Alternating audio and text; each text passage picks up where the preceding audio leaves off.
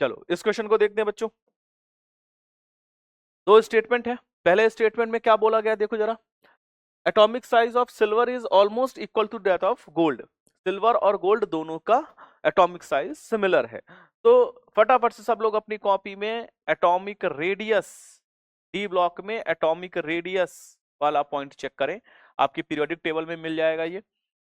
क्या देखा है, कॉपर, एजी और एयू। कॉपर फैमिली में आप देखें पीरियोडिक टेबल में तो कॉपर, कॉपर के ठीक नीचे सिल्वर है और सिल्वर के ठीक नीचे गोल्ड है।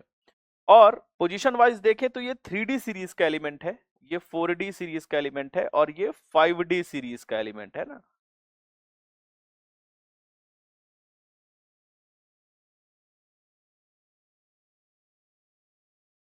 4D, ठीक है।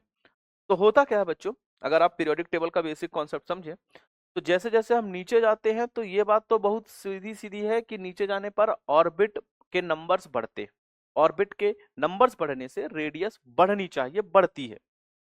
साथ साथ में अगर आप ध्यान दें तो 4D और 5D सीरीज में लेंथेनाइड कॉन्ट्रैक्शन देखने को मिलता है, क्योंकि 5D में आपके पास F आ चुका होता है बच्चों, अगर आप कॉन्फ़िगरेशन देखेंगे तो 5D में आपके पास F आ चुका होता है और लेंथेनाइड कॉन्ट्रैक्शन देखने को मिलता है। इससे हुआ क्या, मान लो एक स्फीयर है, उसका रेडियस बढ़ा, कॉपर से Ag जाने पर रेडियस बढ़ा, Ag से Au जाने पर और बढ़ेगा, ठीक है। अब कॉन्ट्रैक्शन हो गया तो कॉन्ट्रैक्शन हो गए कम हो गया, अब कोई वैल्यू बढ़ेगी और फिर कम हो जाएगी, तो ले दे के ऑलमोस्ट कैसी रही, मान लो कोई वैल्यू 5 के फैक्टर से बढ़ गई और 5 के फैक्टर से या 4 के फैक्टर से कम हो गई, तो ओवरऑल देखा जाए तो कांस्टेंट देखने को मिलेगा। और यही कारण है कि आप लोगों ने कॉपी में पढ़ा भी है कि 4D और 5D सीरीज के जो एलिमेंट्स होते हैं इनकी रेडियस ऑलमोस्ट सिमिलर देखने को मिलती है, ऑलमोस्ट सिमिलर देखने को मिलती है।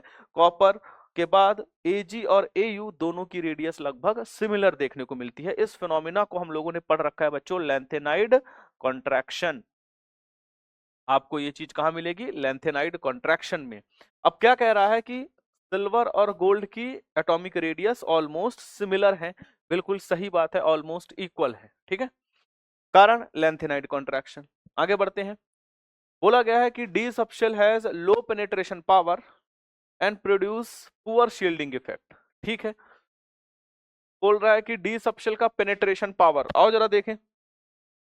अगर आप पीरियोडिक टेबल में पेनिट्रेशन पावर का ऑर्डर देखें बच्चों तो ध्यान रहे कि जिसमें इलेक्ट्रॉन जितना डेंस होते हैं, जैसे एस सबशेल में एक ऐसे स्फेरिकल होता है ना, स्फेयर होता है, सारे इलेक्ट्रॉन यहीं पर इकट्ठे एक जगह पर इकट्ठे डेंस होते हैं, तो जिसका इलेक्ट्रॉन जितना ज्यादा डेंस होता है ना उतना ज्यादा उसकी पेनिट्रेशन पावर होती है, और जितना डिस्ट्रीब्यूटेड होता है उतना कम पेनिट्रेशन पावर हो जाती है ना।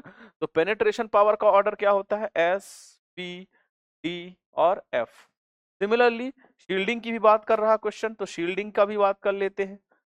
शील्डिंग इफेक्ट का ऑर्डर, शील्डिंग का भी ऑर्डर यही देखने को मिलता है, एस, पी, डी और एफ। ये पेनिट्रेशन और शील्डिंग का ऑर्डर है। आओ देखें ऑप्शन क्या कह रहा है। बोला डी सबशेल का लो पेनिट्रेशन पावर है और पुअर शील्डिंग है, ठीक है। डी का पेनिट्रेशन अगर हम देखें तो हाँ पीछे है सर, और शील्डिंग भी देखें तो ये भी पीछे, मतलब पेनिट्रेशन भी पुअर है और शील्डिंग भी पुअर है। स्टेटमेंट 2 भी क्या कह रहा है, करेक्ट कह रहा है। दोनों ही चीजें एग्जैक्टली करेक्ट है ना। पहला स्टेटमेंट भी करेक्ट है, सिल्वर और गोल्ड दोनों का एटॉमिक रेडियस सेम है। डी सबशेल का पेनिट्रेशन और शील्डिंग दोनों ही पुअर है, बिल्कुल सही बात है ना।